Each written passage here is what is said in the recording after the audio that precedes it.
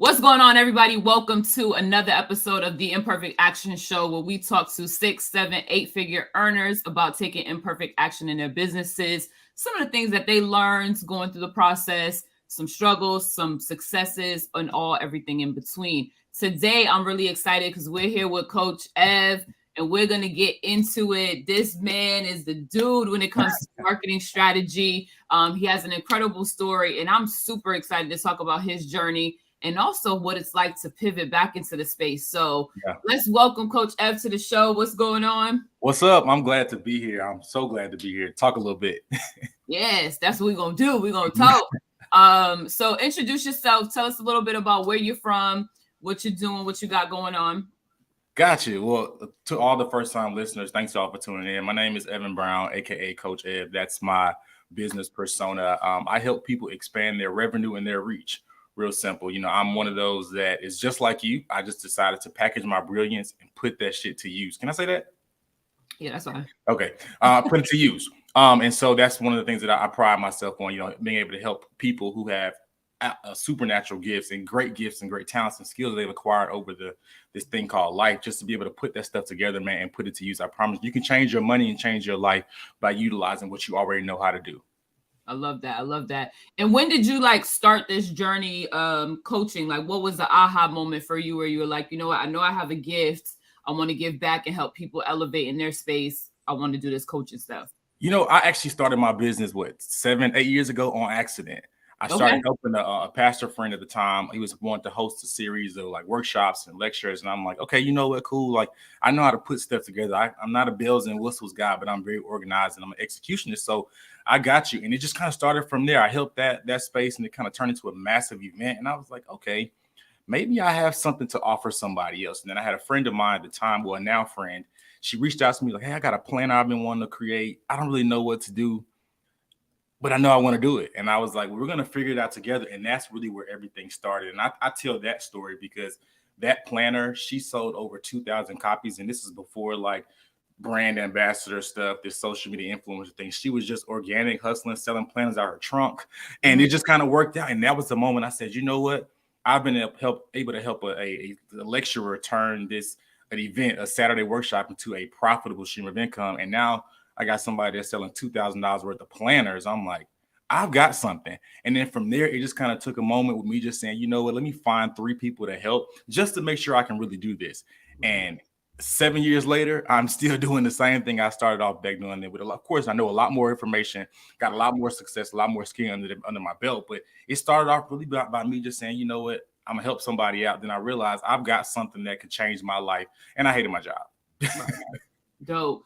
And was it more so helping them with the event and the planner with branding and marketing? Did you start out in that space or what? Yeah, so it started off really just like development, set up from beginning to end.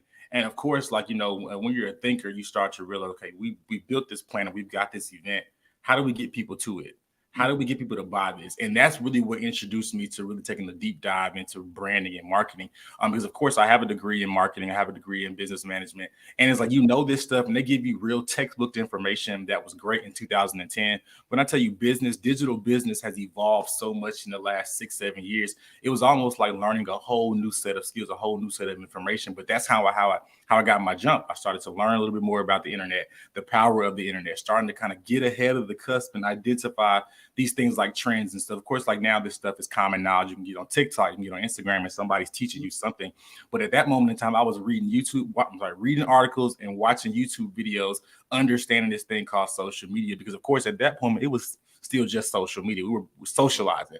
Now we're selling, we're positioning, we're profiting in ways that we probably did not think was possible 5 years ago. But that's where it all started. Me just saying, hey, you know what? I've helped you develop this thing. Let's figure out how to make some money off of this thing. Because I realized the more money you make, the more money I make. And that's a good win. Exactly. The ROI on both ends. It has to work, or it has to work. Mm-hmm. You know what's interesting in Brendan, whose platform and podcast this is, shouts out to B. He knows marketing like nobody's business. Yeah. He's a marketing beast. And everything I know about marketing, I've learned from him. Yep. And I always say to him, that's the one thing I wish I studied more back then. Yeah.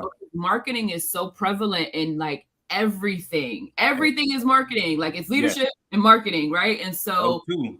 to be in a space where you can market your business and kind of have that genius is amazing. And Yeah. so studying marketing for so long and then going into business consulting, what was kind of your thought process?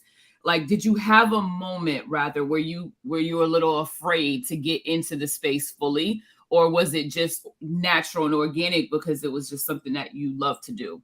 Because I know sometimes we all got Yeah. fears. Absolutely. So I don't have that beautiful cookie cutter story like, oh my God. No, I had to coach myself. Like I was the first person I ever coached. I had to coach myself and say, hey, seeing myself in a different light, seeing myself as a business professional and not somebody else's employee. Then I also had to learn how to see myself as a person that has to charge his value, add a little tax, but most importantly, I had to see myself as the guy that had to deliver. So I went through quite a few different little changes where I had to really wake up and see myself in a totally different light. Because one of these things about entrepreneurship, and especially a journey as a solopreneur or a mid-levelpreneur, having cleared that 50K mark, you're learning every single day. You're adjusting and you're pivoting every single day. So you kind of got to have that mind intact, or at least your mind open to say, hey, you know what? I could wake up tomorrow, learn some new information, and realize that the information that I had was outdated. And I've got to completely pivot and scratch this whole plan and rework it because I'm now reworking it from a place of new information. So I've had those aha moments probably every step of the journey because there's so many steps in the journey, and every step requires you to really man up or woman up and grow up in different ways. Right, 100%, 100%.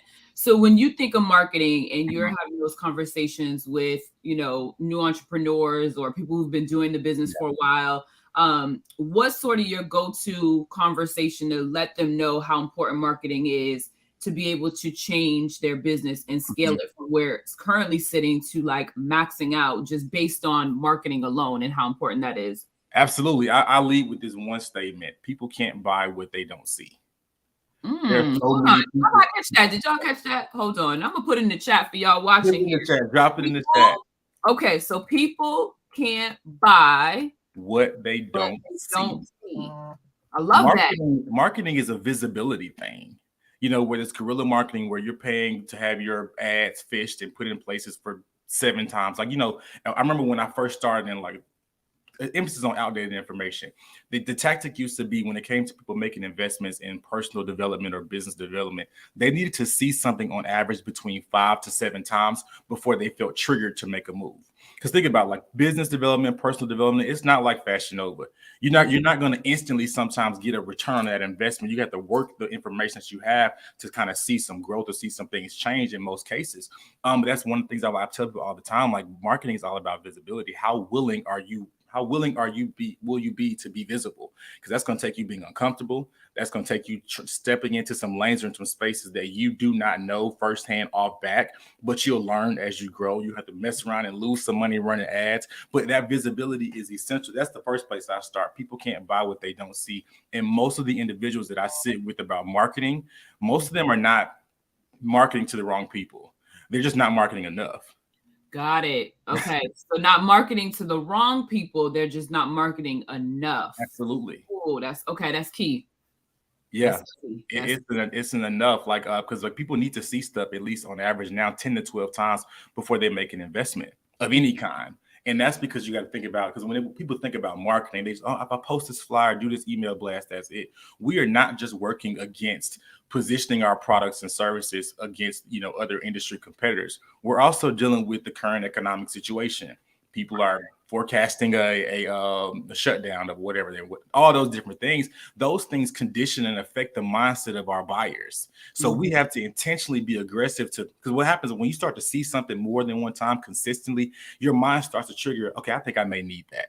Right. We saw it that one time. Yeah, I don't need that course. I don't need to know how to monetize my podcast. I don't even have a podcast. When we start to see this stuff, you start to say, oh my God, people are doing this. Now you have a heightened sense of awareness. So you're starting to see podcasts. And of course, we got algorithms, we got other powers that are listening to the things that we're saying. So now we're seeing all these things kind of in our visibility being triggered. And now we're more willing to make an investment into ourselves or into whatever that notion is, or that service or product, because we've seen it enough.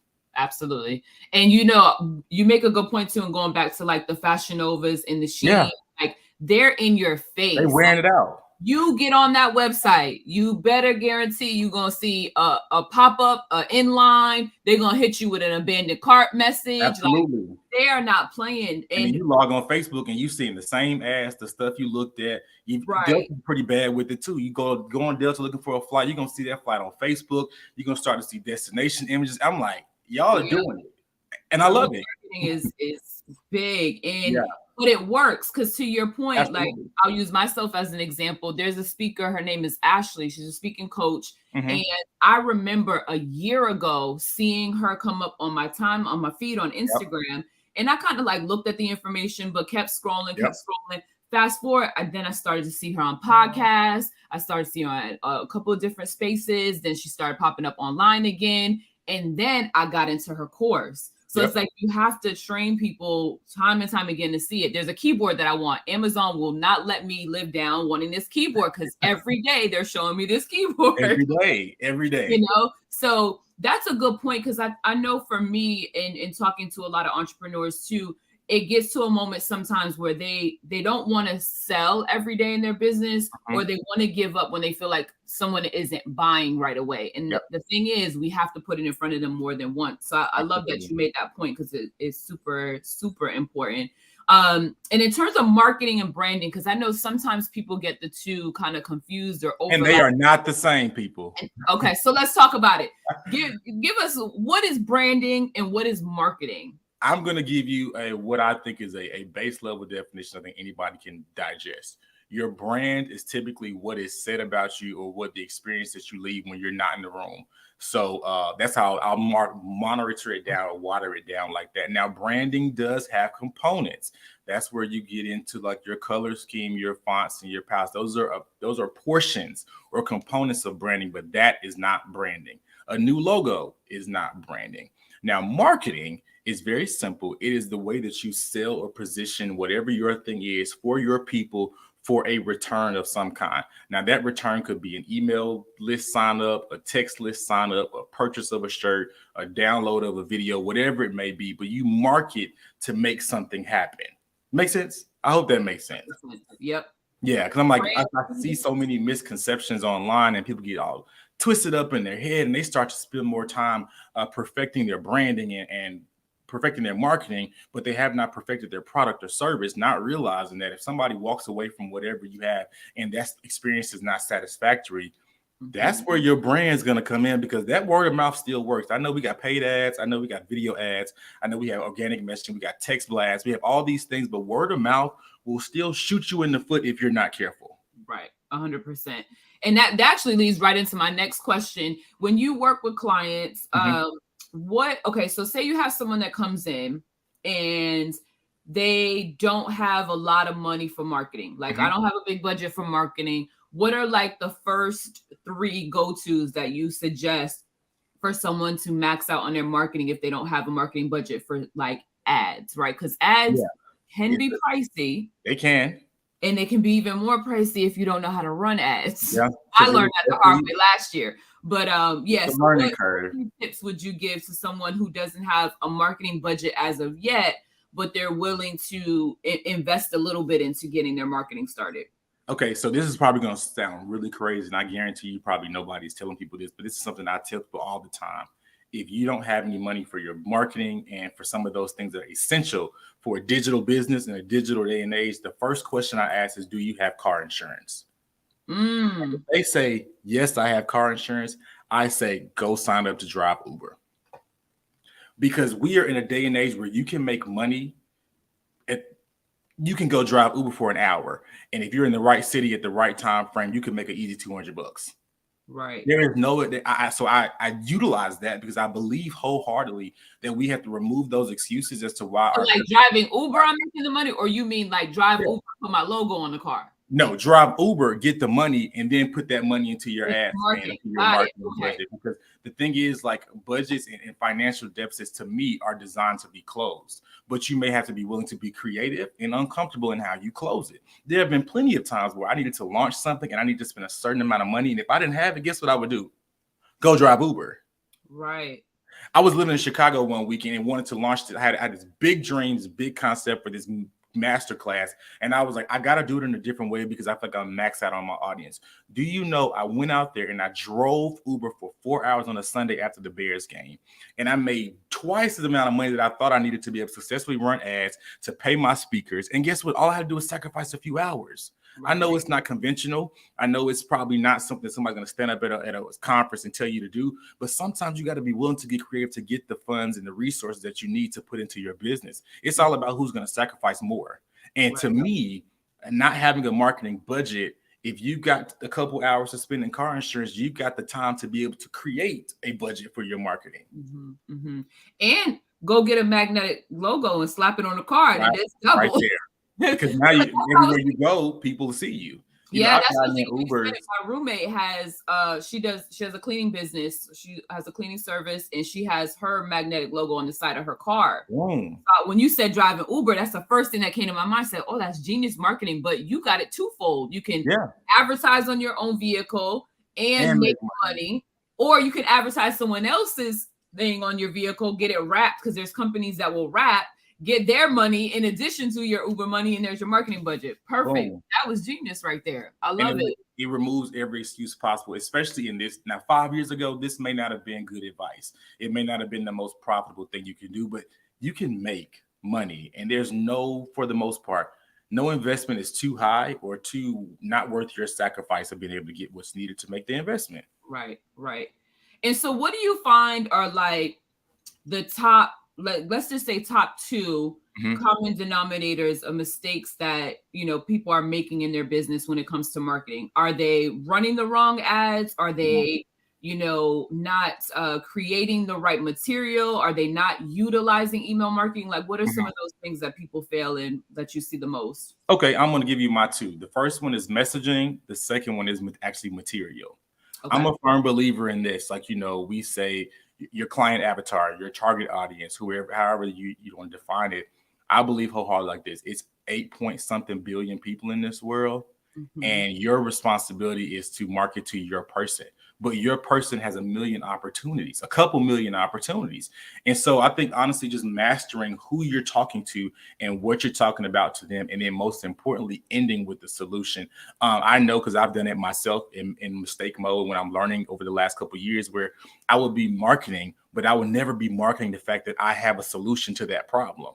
So I've identified the problem. I've given you the pain points. I've touched and connected with you from a personal standpoint, but I didn't close by letting you know what the solution or what the outcome is going to be. I see it all the time in people's marketing, because this is the thing about it. We're in a day and age where people want to get stuff quick. Right. They're not looking to make long-term investments or long-term journeys. They're not looking for that. And it's your responsibility as somebody that offers a service, especially if you're a service-based business, figure out how to get it done well and quick. But also in your marketing, making sure that you're putting out there, I get things done, or whatever may be done in a certain amount of time. So that's what I would say, that messaging is often key, because some of us, especially when we're learning through this marketing and branding stage of business, we think that we're still for everybody, not recognizing, no, you're just for that one person. But we're blessed to be able to be in a space where there are a couple million of that one person that we're marketing towards and to. So I would definitely say start there with your messaging. And then, of course, the second thing is your material. Sometimes you just don't let people know enough. You need to give them information. I'm getting ready to do a class called Man Brand, or I'm playing with the name of it, because the way a male has to build a personal brand is different from what a female has to do or can do. Like, you see women, they put on a nice dress, heels, pink, take a picture in an Airbnb, and then boom, now they're selling master classes. People are signing up for this, that. But that doesn't work for men. I'm a firm believer that a male-led or male-centered brand has to lead with information, because we're not just having to get buy-in. We're having to build trust to get people to connect, because I guarantee there's a girl boss somewhere around the corner doing probably not as much of the work, but presenting herself in a way that's attractive and digestible and welcoming to her audience or who she's trying to connect to. So back to the main point, material. I think that we have to have enough information. Sometimes that information can be social proof. Sometimes that can be us being willing to add things into our businesses, like discovery calls, just to be able to further connect with somebody, because content honestly just isn't enough anymore. Right. Everybody got good content. Everybody can rip people's content off. But what are we going to do to be able to create that undeniable or irresistible connection where somebody has to say, hey, you know what? I have to work with Coach Ev. I have to work with Brendan, But I think that kind of happens in the way of the material standpoint. I think another thing that people can do for an increase in material kind of validity, have a free download, give away package your brilliance in some sort of way and give it away free. And typically a free download for joining your email list works. Got to be willing to give a lot to get a whole lot more. Right. I love that. Package your brilliance. Yeah. You got to trademark that. I need to, because I honestly got a whole rollout for it. Yeah, you need to trademark that. Package your brilliance. Because that's really what it is. Yeah. Package your brilliance. Yeah, write that down. Trademark that. Yeah, no, because that's genius. And that's a good point that you bring up between men and women. I mean, we have any other things that we need to compare ourselves to and make us so different, right? But it's true, because women are more the appeal, right? We have that aesthetic appeal, that we can sell things based on visual aspects, where a man is more know, like, and trust. And getting deeper into know, like, and trust, because I know for sure when it comes to business, whether you sell a product or a service, people buy people before they buy your product or your service, right? And so they have to know, like, and trust you. And so know, like, and trust in terms of marketing. Break that down for us, what that means to know, like, and trust, like that process. And some great examples to get someone to trust you more, to get to that buying point, because it takes 5, 6, 7 times. Absolutely. So that know, like, and trust thing, great way to articulate. I thought it was just me that talked about it like that. But people have to be clear on what it is that you do. I remember the first 3 years of my business, I wasn't clear on what I was doing. So therefore, the people that I was working with, they weren't clear. Now, granted, I was able to acquire some success and results. But when I looked at it now from a clarity standpoint, my audience wasn't clear on what it is that I do. And so I would tell anybody, service or product-based business, make sure it's very clear on why you do or on what you stand on. Like now I can simply confidently say, I help people expand their reach and their revenue. I'm clear, right? And so because that is so clear and simple, my audience is able to connect to that. And most importantly, they're able to regurgitate that to those. I had a client this morning, a potential client that I had a discovery call with, and she repeated my tagline to me because somebody said it to her. She was like, it made sense. I was like, I gotta figure out how to get in contact with him. And so boom, that's how that transpired. So that would be what I would say to start off with the know, making sure that what you do, what you offer, what you stand on is 100% clear, because people are not looking to be confused anymore in life. And they're not signing up for confusion either. The light component, I think, is all about being personable. I mean, I know that we have seen the up and down journey of automation, personalization, like, being personable and having personalized components of your business journey is now the thing to do. When at one point in time, 5 years ago, everything was automated. But now personal connection is literally driving automation down. So now we're in this weird back and forth battle between being automated but still being personal. I've sold more enrollments and secured more money on a 15-minute free discovery call than what I have on email blasts. Right. Automated, personal. People can like that and trust. And that, now on the flip side of that, the other component to that is give them something to trust. I think people just need to be honest about their journey. That's true. When I started to be honest, say, hey, you know what? I had a suck ass year. I had a suck ass month. That completely started to change the presentation of what people had perceived, because all I showed was the highlights. I didn't show the transitional statements. I didn't even mention how I lost sometimes, how I ran $500 in ads and made nothing from it. But now those are some of my biggest selling points, because my target audience is mid-level preneurs who have made over that 50K mark. And guess what? Most of the time they have done those dumb things like run $500 in ad trying to figure it out.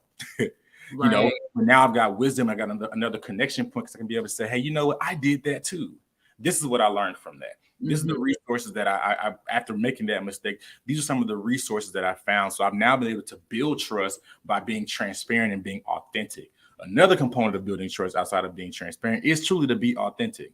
Now that people are able to click on my socials and see a whole lot more of Evan, and it's not just Coach Ev, it has completely transformed my interactions, and it's also opened up a plethora of opportunities. But I think people now can look at me and say, you know what, he's normal. Not just this perfectly crafted cookie cutter image that I worked so hard for years thinking that that was the way, that was the brand I needed to build, when in all actuality that wasn't authentic. Right. That my client and my customer base was not that person. That I was who they were, but I was showing them a whole different person. But now that I'm in this space where I've married all three, it has been a transformative whirlwind for my business, and especially for opportunities. Yes, for sure.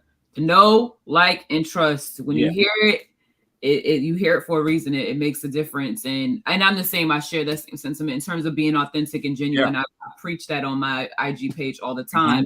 Where my cleanup and learning in this moment too, and I've teetered on it this whole year, is getting clear on what it is I do. Because so many people are like, "What do you do?" And I'm like, "All right. Number one, I'm a Gemini. So what don't I do has to now be my tagline. What don't I do? Because I do so many things. And sometimes when we're in that space and we wear so many hats, it's hard to like put everything through a funnel and say, okay, this is what you want to focus on. But it's important because people get confused and they don't know. And so even on my page, I'm like, all right, at least y'all gonna get me. If you don't understand what I do, you at least gonna get me. You at least gonna understand me. Talk about it, right? Me. So it's key, it's critical. So make sure you all have a good bio. People can tell what you do straight from your bio. And I'm like literally looking at your IG page right now, and I can see exactly clear in terms of what you do and the problem that you solve. So that's key in marketing, because that's a quick snapshot of who you are before I even scroll. Because the other thing I heard from a couple other social media coaches is the fact that people really only scroll your first 2 or 3 tiles. Absolutely. On Instagram. They're not going through multiple tiles on your page. So you have a small window to capture that person's attention before they're on to the next. Yep. And to add something to that, if you're watching this and you don't have anything pinned on your socials, I don't care, Facebook, LinkedIn, whatever, go pin something.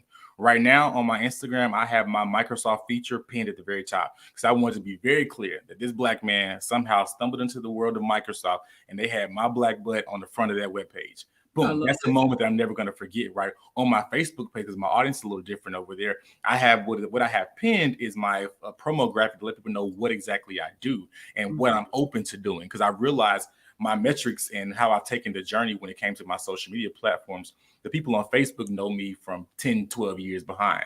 So they know more of a rendition. They've watched an evolution or a growth. Let me know that I'm available. Over here on Instagram, I'm giving you guys strictly my highlights. I'm letting you know on LinkedIn, it's strictly my highlights, because at that point you're on there. We're exchanging a professional service potentially, or building a business relationship. That's what I'm on there for. I love that. I love that. And right along the lines of what you're saying and talking about Imperfect Action, I do want to touch upon your story, because you were transparent with it on your Instagram, in terms of taking that break in that moment, because I think it's in the space that we're in. We're so blessed to be able to have this platform where we can give back. We can serve a community that is global, right?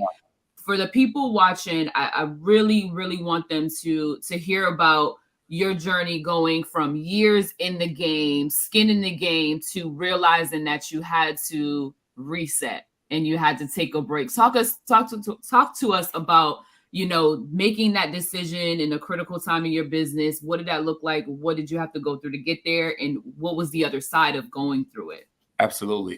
This is probably the most transparent that I've been, because what has happened was I had built something that I began to resent. I had made a lot of money. I had made a lot of great connections. But when I looked at that thing that I put so many years into, I hated it. I was tired. I was frustrated. I was burnt out. And all I could do was ask myself, why?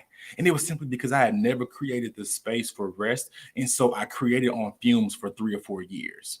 And that's where many of us end up, just working off of a reserve tank. And then when that reserve tank is empty, we're still going, and there's nothing really being produced out of there. And luckily, many of us can lean on a skill and still get through. But I had just gotten tired.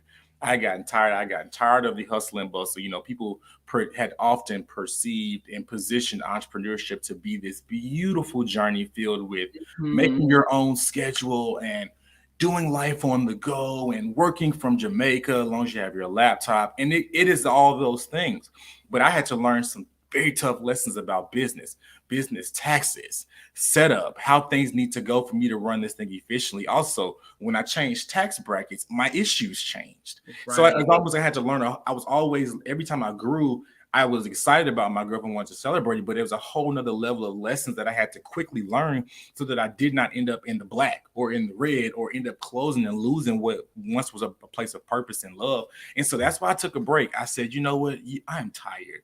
I am tired. And before I begin to resent this thing anymore, I need to walk away from it. And I took 8 months.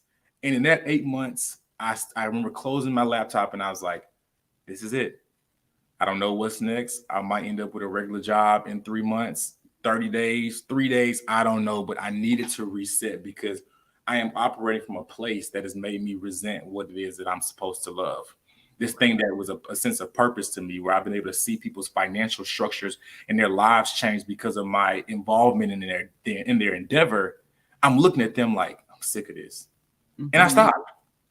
And I would encourage anybody, if you're in that space and you're like, I don't know how I can do it, I can't afford to do it, I couldn't either.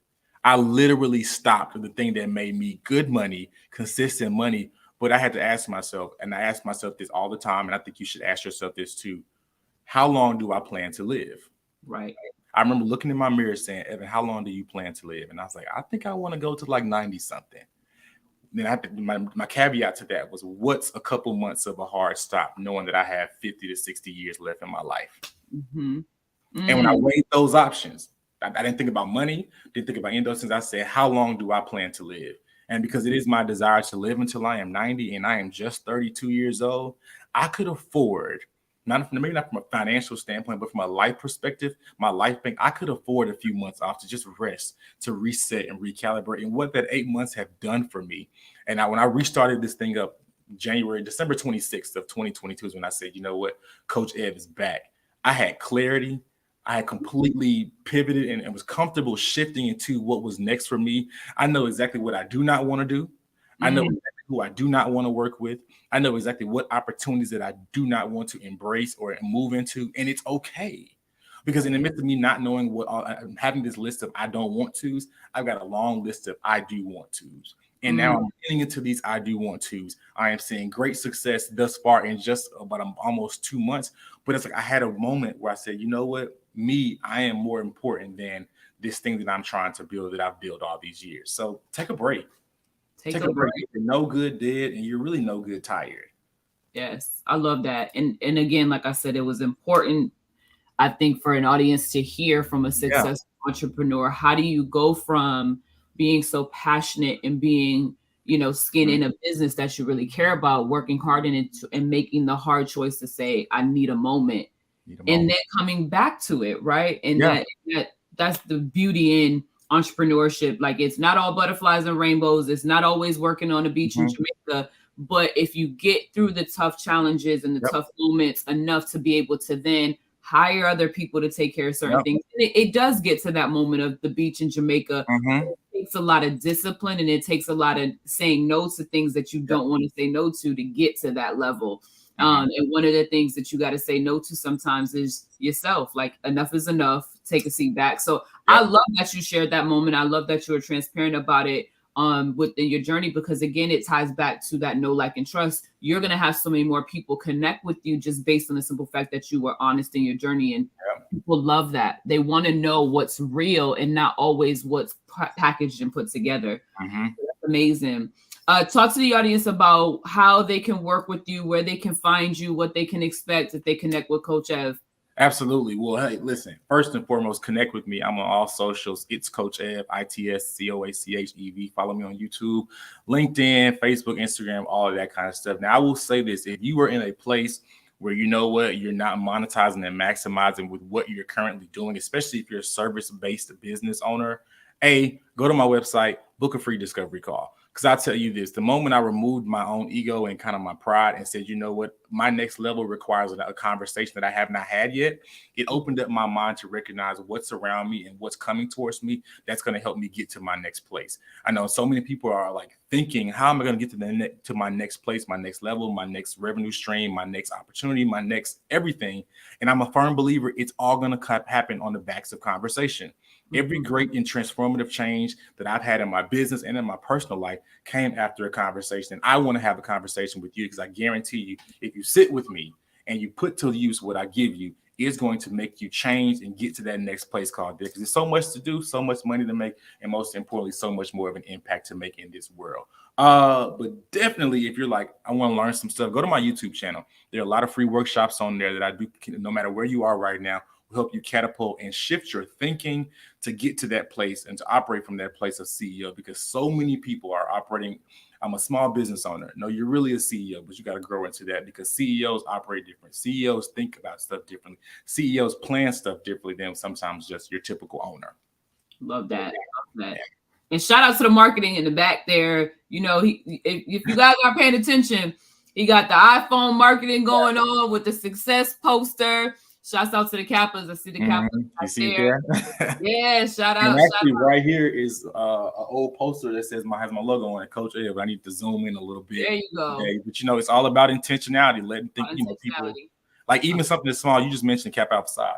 That being right there has been in the back of videos that have started conversations with men that need help in branding, but they see me. Oh, that's my brother. I feel more comfortable asking questions about, hey, man, my business is not going the way it should be. I am not making the money that my family needs me to make as a provider. What am I doing wrong? Because we see relatable connection points.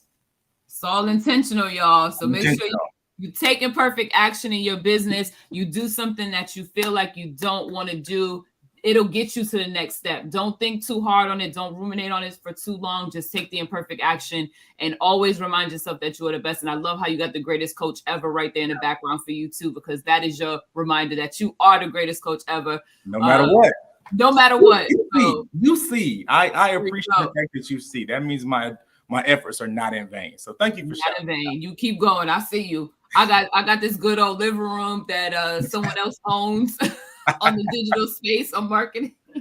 Come on. I love it. Well, shouts out to Coach Ev for joining us today on the Imperfect Action Show. If you all need any information about marketing, make sure you hit this guy up at It's Coach Ev on all platforms. This is another episode of Imperfect Action Show. We'll see you on the next one. Have a great rest of y'all day, and we're out. Have a good one.